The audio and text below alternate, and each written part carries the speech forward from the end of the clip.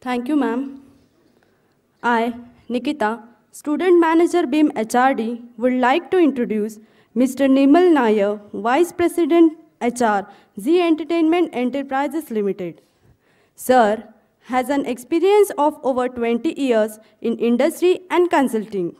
He is Certified Recruitment Analyst from Cartland Advanced Management Institute, Specialized Diploma in Human Resource Management in HRM, OD and CM, TRG, HRD, C&B, Groups and Individuals, Mumbai Education Trust.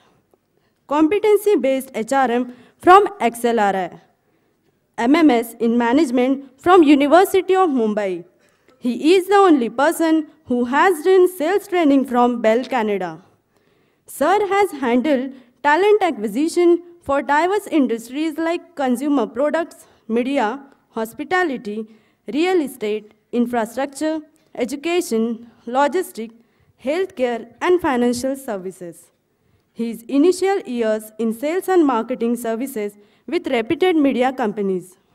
Sir has worked in ABC Consultants, Tata Retail Enterprise, Times Group, Damac Holding UAE, Ray and Bernstein Personal Search Services, Assistant Manager, Marketing Services, Indian Express Newspapers, District Sales Manager, Get It Yellow Pages. Sir, I request you to please address the gathering. Enlighten us with your words of wisdom.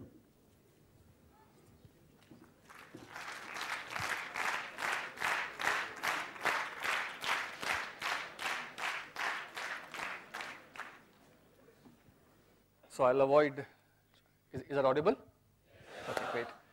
So what I'll do is I'll avoid the podium and let's have an interactive session. I do not have any presentations.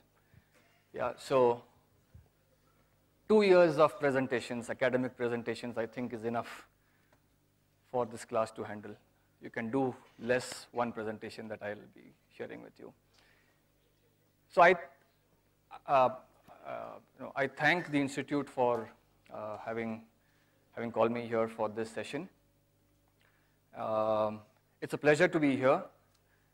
We've, as an organization, Z has been a frequent visitor to Balaji, and some of the students from here have actually been doing very well with the organization.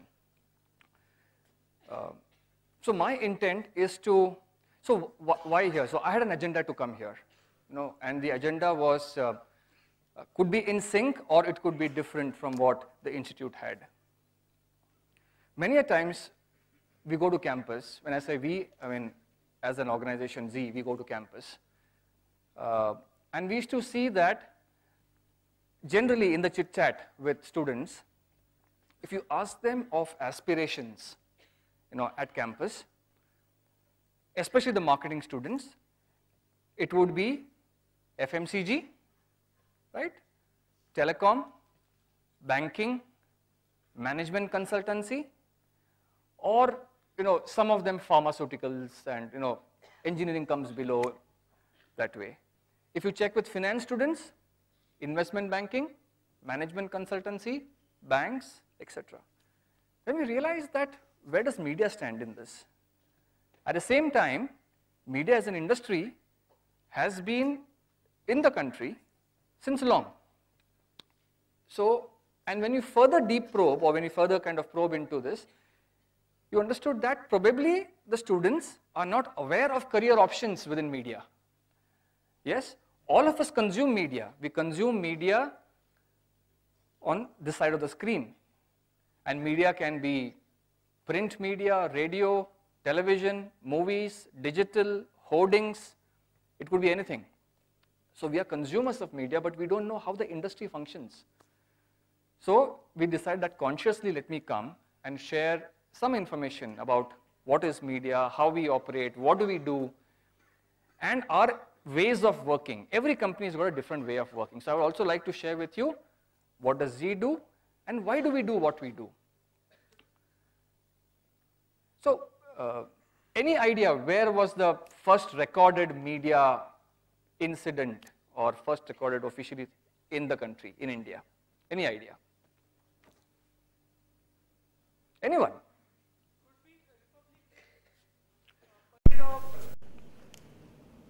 On live on Doordarshan someday? Yes. The first incidence of media was in 1780. 1780 with the launch of Bengal Gazette, which was a newspaper then. Yeah. The newspaper which is still in circulation today and an old one is Mumbai Samachar. For those who are from Gujarat and Mumbai, you understand Mumbai Samachar. The Times of India, 1838. So these are some of the old, historical media touch points that we have been used to. And why media? Why did media come into existence? Can you imagine in 1780, why was Bengal Gazette introduced to the country? Normally, media as a vehicle, these were mouthpieces for either organizations, at that time the British Raj.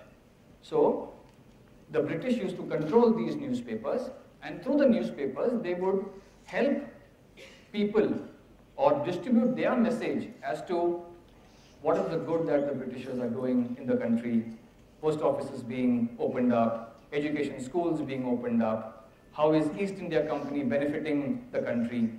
These were things that were disseminated to the Indian population. Post 1947 is when the whole media scene changed, because then no longer was media contributed or controlled by the Britishers. And towards the late 80s and the early 1900s is also when certain revolutionary leaders started, approaching industrialists with the request that you're doing business, you're doing good for society, creating employment, etc. Why don't you also create some newspapers or some media where we can take our nationalist principles and to help the freedom movement. So can you take it to the consumers or to the layman? And that's where one part of media came in. But media as we know it today, which is in its independent market dynamic form, is more from your 1990s. That's where the whole thing was, where we liberalized and things like that. Till 1992, there was only one TV channel. What was that? Doordarshan. Good old days. No? So there was one channel, which it became a metro. Then there were other regional channels. In 1992 was when first SL Group under Z, so it wasn't called, it was called ZTV that time, Z Telefilms, started the first private broadcaster. Subsequently, radio licenses were opened up, and many radio stations came in the last decade, slightly more than a decade. So that is the evolution of media. How does TV? So now I'll specifically now come to TV. How does TV operate? So how does a consumer product operate? What is the starting point for a consumer product company? Let's say if it's an FMCG company and you have to develop a product. What is the first point of it? What is the first point that you introduce? It's a research. Research aimed towards research aimed towards new product development. It's a new. So for a new product, you have research which then contributes into the new product development, right? Similarly, if you see the media industry works in exactly the same way. A broadcast industry, a media industry is a B2C industry, where ultimately it's your audiences that decide the fate of the channel, that decide the fate of the program, right? So you have a product which is your television serial. That product needs to have an audience. The audience then has to be monetized. Where does the monetization happen? Where does the money come in? Through ad sales, right? So why does an advertiser want to advertise on a particular program? Because your TRP because there is an audience, there is a sizable audience watching it. The more the audience watching the program, the advertiser wants to be on the program, right? So there is a monetization that happens there. Now let us go back to the product. Product in our case is the content, is the serial, is the thing that you know, the programs that you watch on television. What kind of researchers can go into that? Any guesses? So, and for the sake of convenience, we will keep it so there are different genres in media, in broadcast. There is general entertainment, there is movies, there is cinema, there is sports, there are religious channels, there are news channels, for different things, yeah? But there is one category which is called GEC, General Entertainment Category, General Entertainment Channel, okay? Which is what most of us, so all your ZTVs and Star Pluses and Colors and all those things come under that. Even your Zee Bangla or a Zee Marathi, which is a regional, but it is a GEC. It's a General Entertainment Channel, right? How do we decide? So there is a programming team that sits there. How does the programming team decide, I want to make this program? Is it that they can operate in isolation? What does marketing? Okay, how many of you here are from marketing? Okay, majority, great. How many of you believe that market research is essential to launch a product? Almost everybody who is in the market. Great. Let me share with you one instance which I still recollect. It happened in 1999, 15 years back. I was speaking to the CEO of a fruit juice company who had then just launched into the country, or they were planning to launch. Tropicana? Today all of you are well versed with Tropicana, right? 99, it was an international brand coming here. It wasn't even manufactured here. It was imported and it was only distributed here, right? And the CEO of the company was speaking and he mentioned, if I do research for Tropicana juice, I'll tell you what the research findings are. Will you drink juice? Yes. Do you believe juice is healthy, is good for your health? Yes. What is the frequency with which you will drink juice? I will drink it every day because it is good for my health. If the juice is slightly high priced or it is priced appropriately, will you consume more juice? Say yes, I will consume because I believe in the product. Now this versus the other segment. The other segment is the hot beverage segment. What is the hot beverage? I like the response, but what it actually meant was your whiskeys and your rums. Okay. Now, market research for, say, a McDonald's or a Bacardi or any of those, and this is dated, is, do you drink hard liquor? You know, very rarely, once in a month, social occasions. Okay. Do you believe it is good for your health? No, generally it is not good for your health, so I avoid drinking that. If I reduce the price and bring it to an acceptable range, will you buy or consume more? Say no, because it's not good. You see the response for these two product categories? But what is the reality? We all know how much of fruit juice is consumed and how much of honey is consumed. Now this, friends, is market research for you. Now, I want to see how many hands go up when you say that market research is actually going to be useful. But still, as marketers, we use market research, isn't it? Why? So I've given you a stark example where, if you use this example, you will not launch any product using market research. But still, we use market research, and rightly so. I mean, I'm not against that. It's got its own things. Why do we do that? Sorry? to get an insight into consumer behavior?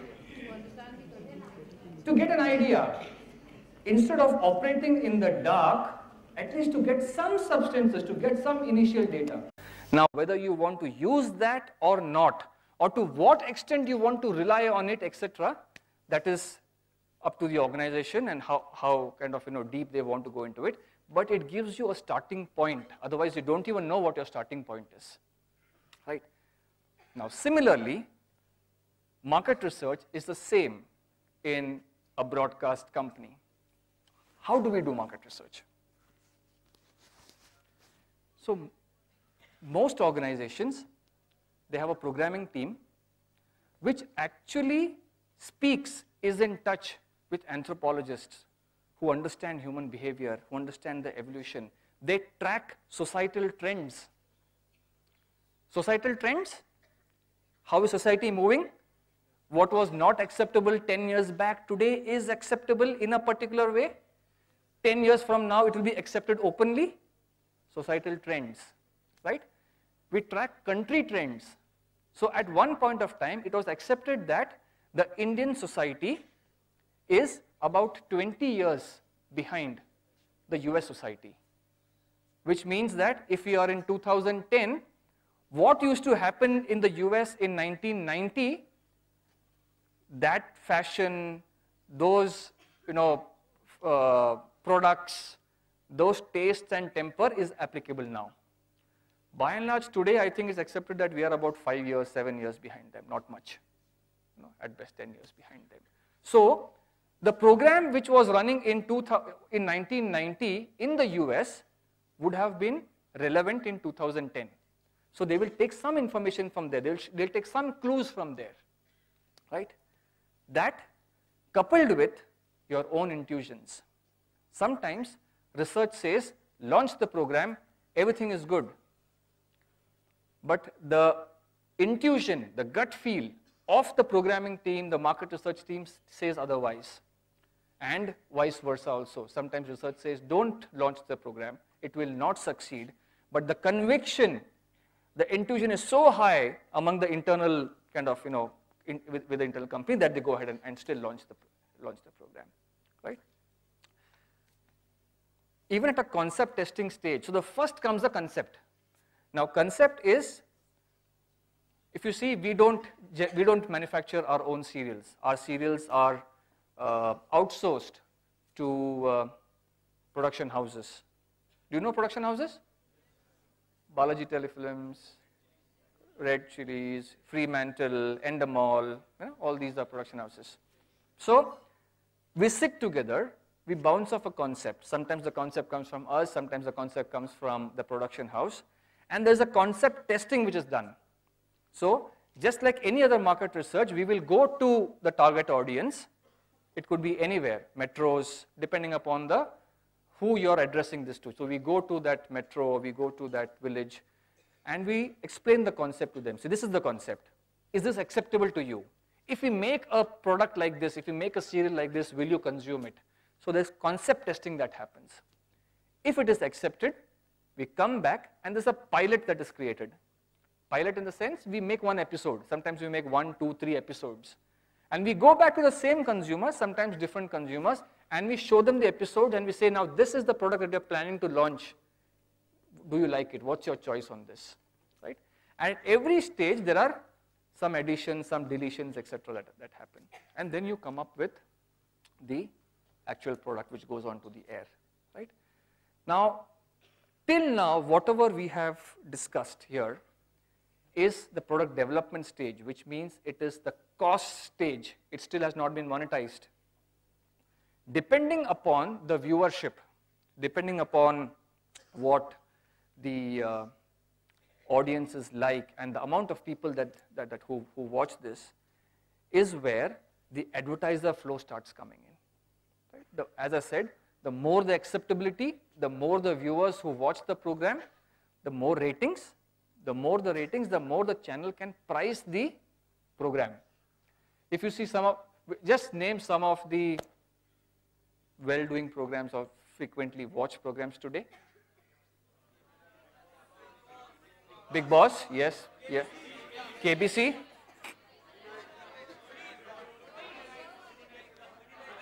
Kapil? Yes? Roadies. Arnab Goswami, I heard. Great. Comedy nights. Great. Great. CID. Okay. Take care. That's fine. Why are these programs on air even after so many seasons and so many episodes? You know, it's because there is acceptability to the consumer. Tarak Mehta, right? If you see Tarak Mehta or any show that when the product originates, it is actually made only for 3 months or for 6 months. The storyline of the product is actually done only for 3 months or for 6 months. Nobody makes a serial saying that it will go on for 4 years. You only know where to start. At every point, research tells us back what is the twist and turn that you need in the serial, right? So that is where, and these twists and turns are important, and this keeps the longevity of the product going on. What can be the twist and turn? Devar ko maar diya. It's a twist, right? After 2 weeks, bring the guy back, right? Now these things are not done ad hoc. Yeah, these things are not done ad hoc. They aren't done thinking that, I want to show this. It is because somewhere the audiences want to watch this, right? Look at the media today, what we by and large see. Look at the serials that happen, right? The most watched serials, let's keep Kapil aside for the moment, but look at a CID, look at a Big Boss, look at your Saas Bahu serials. What comes out in that? There are strains of negativity in it. There are strains of violence, right? The moment you tell the word ting, ting, ting, the world is good, everything is good, nobody wants to watch you. But the moment you put in an element of jealousy, angst, passion, crime, people are interested what is happening. It's human tendency. Nothing right or nothing wrong, right? According to me, the best market researcher in this country is according to me, yeah? Ekta Kapoor. Think, Ekta Kapoor. Keep the women busy through Saas Bahu. Keep the men busy with Sunny Leone. She's got the pulse of the consumer. No? And it doesn't, and no market research will tell you this. No market research will tell you this. Another example, Times of India. Times of India आजकल ज़्यादा करके किसी को पता नहीं है. Bombay Times? Yes. Bombay Times or Pune Times, all those things. Now, at one level, when Mumbai Times launched 20 years back, 1994 it was launched, about 20 years back, the amount of criticism that we used to get, that the Times group used to get, saying that you are such a large newspaper, audiences follow you, you are respected, you are revered. How can you show, skin? And the amount of skin is kind of just growing day by day, right? Samir Jain, who is the vice chairman, he's the owner of the Times group. He has a simple philosophy. He says that I'm a marketing company. I am a buffet. I have laid down all my products onto the table. When you go to a buffet, you have a Chinese counter, you have a Punjabi counter, you have a Jain counter, right? By and large, we don't go and eat everything. We go to the section that we like the most. And we first eat that. If there is space, we kind of eat something else, right? He says, my product line is similar. I am offering you a buffet. I have the Times of India, I have the Ascent, I have the Education Times, I have the Property Times, I have Bombay Times or your supplementary times, whatever. You decide what you want. So it is not me who is saying it. Now, there is also, as marketers, we know there is a pronounced demand, there is a latent demand. What is a latent demand? Hidden demand, right? So I will tell my daughter, why are you reading this Pune Times, Bombay Times, etc.? It's got nothing, it is full of crap. But secretly I will go and read it. Yeah? Why? Because I like the content. But yes, the dual standards of society or our so-called morality don't allow us to accept that. So we will say something outside, but that is applicable to you, not to me. I would want to do it. Now there is that hidden demand, that latent demand, which media organizations have understood and they work upon that. So this is the way in which the product is created. Yeah. Product is also created. There's something slightly more complex in this product. Let's take a soap.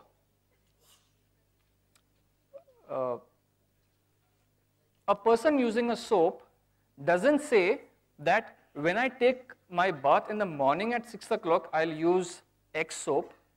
If I bathe in the afternoon, I will use Y soap. And if I take a bath in the night, I'll use X soap or Z soap. Soap is a soap. By and large, we use the same category. We use the same product across timelines. One of the challenges with the media companies also, that the need of the consumer also changes according to time zones, according to various things.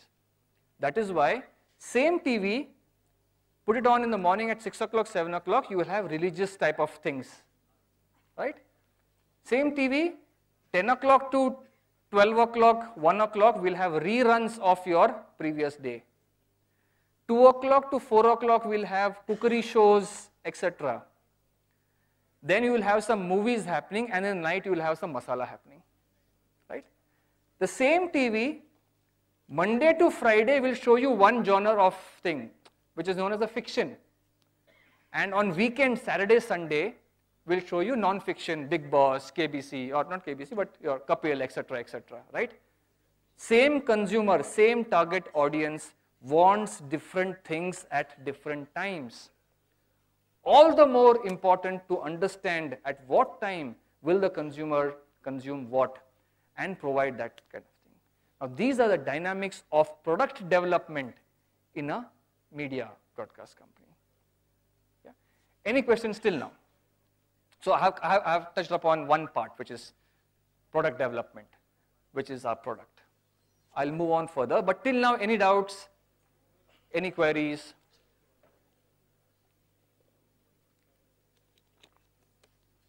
Okay, great. Now this product is conceived, and we need to take it to the audiences. Who comes into play? Now who takes over? The marketing team, right? So the marketing is also involved in the product development part of it, but now that the product is conceived, you need to take it to the consumer. For those of who have seen one of our latest channels, Zindagi, right? So the launch of Zindagi was a high-profile launch. I mean, I at least in the metros, I know that billboards were splashed, a lot of cross-media promotions were done, etc. Who does that? That's done by the marketing team.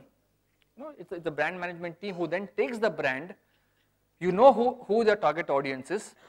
You position it accordingly to your target audience. That is what the marketing team does, right? And at the beginning of the moment you conceive the show itself, the programming team or the content team will say that this show is going to get X amount of TRPs, GRPs, etc. So the sales team, which is then taking these products to the advertisers, and by advertisers I mean other brands. So we will take it to a Hindustan Lever, we will take it to a Mahindra Auto, we will take it to your Gillette, etc. And to the advertising agencies. Media planners, media buyers? Are you well versed with this?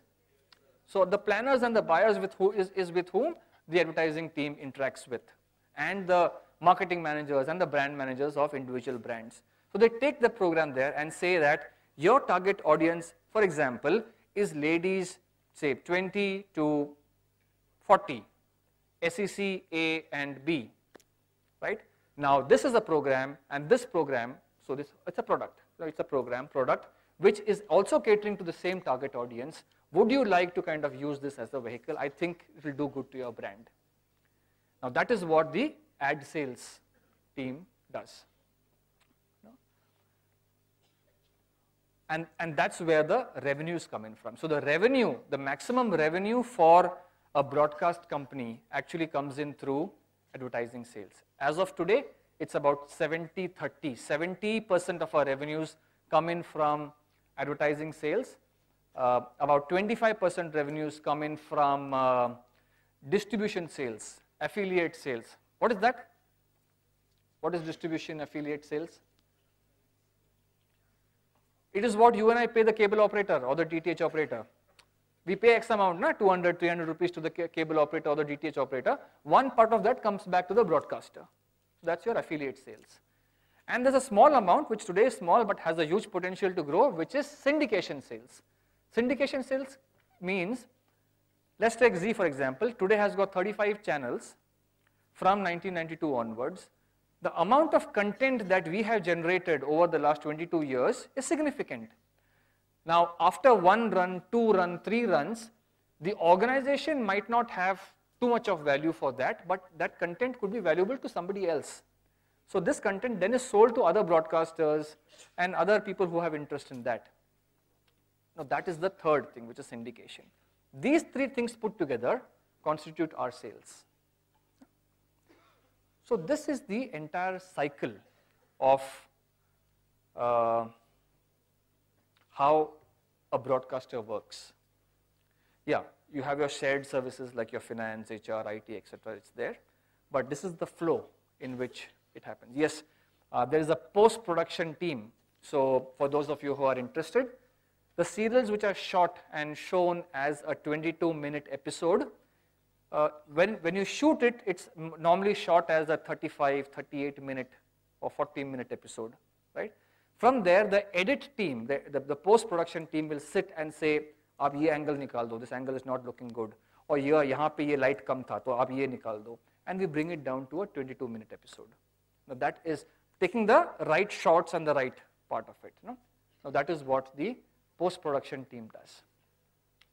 So this, in a nutshell, is what is how the media industry functions. This is for a GC. It could be very different for a cinema channel. So in a cinema channel, we don't make your movies, you buy the movie. So you buy the movie, you sell it to advertisers, and then you broadcast it. That is the difference here. In sports genre, it's slightly more different. There you have no control on your product because the product is being created live. You can only add production values to it depending upon your angles, cameras, etc. and then beam it across to the consumers and monetize upon that. That's the sports genre. Take care. Any questions till now?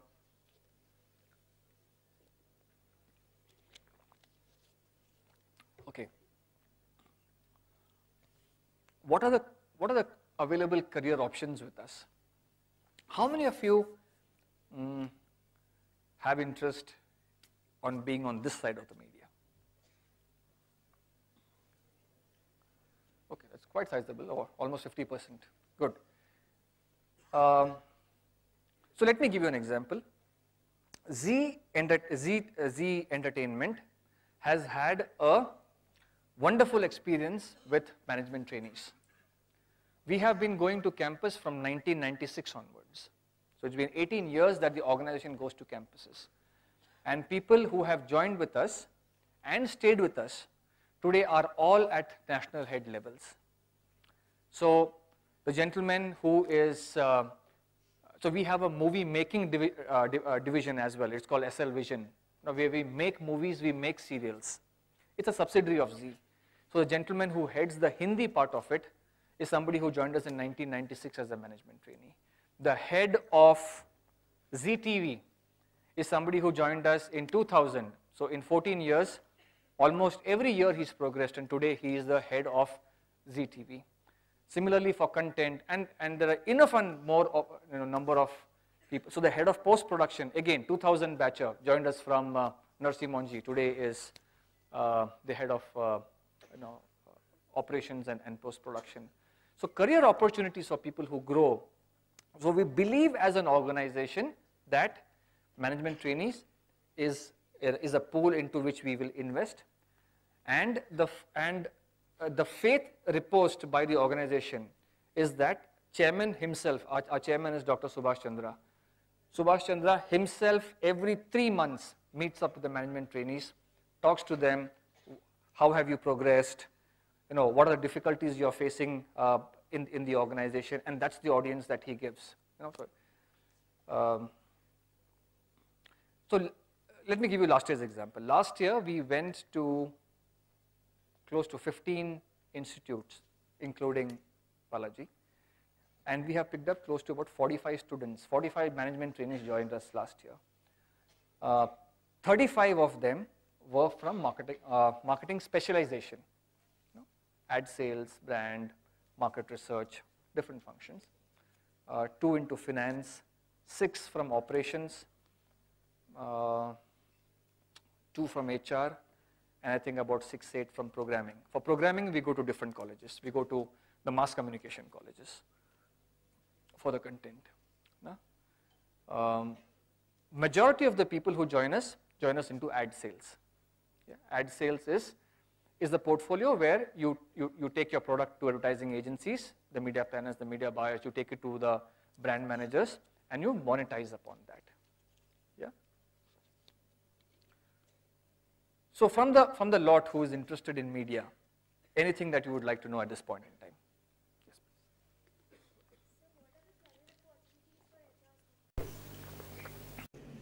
So let me tell you the 2 HR students who have the lady who heads learning and development for Zee Entertainment Enterprise today joined us as a management trainee in 2005. So 8 years. She is the head of learning and development for the organization, right? The lady who takes care of employee engagement for Mumbai entirely is the 2011 batch, which means that 3 years. How many management trainees with 3 years experience actually head a function, right? Not function, it's the geography that she heads. Right? So how we are verticalized within a Zee in HR is that you have one vertical for international HR, you have one for talent acquisition, one for learning and development, which also includes a part of compensation benefits, and one for employee engagement. So so this year, the 2 ladies that we have taken, one is into engagement activities, and the other is into L&D, learning and development. Okay.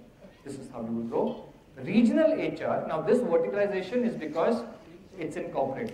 The moment you go into regions, which is Chennai, Bangalore, etc., we have a lean team there, but then the HR there manages end-to-end. It's not just talent acquisition, you manage the entire span of activities for HR there. That's how.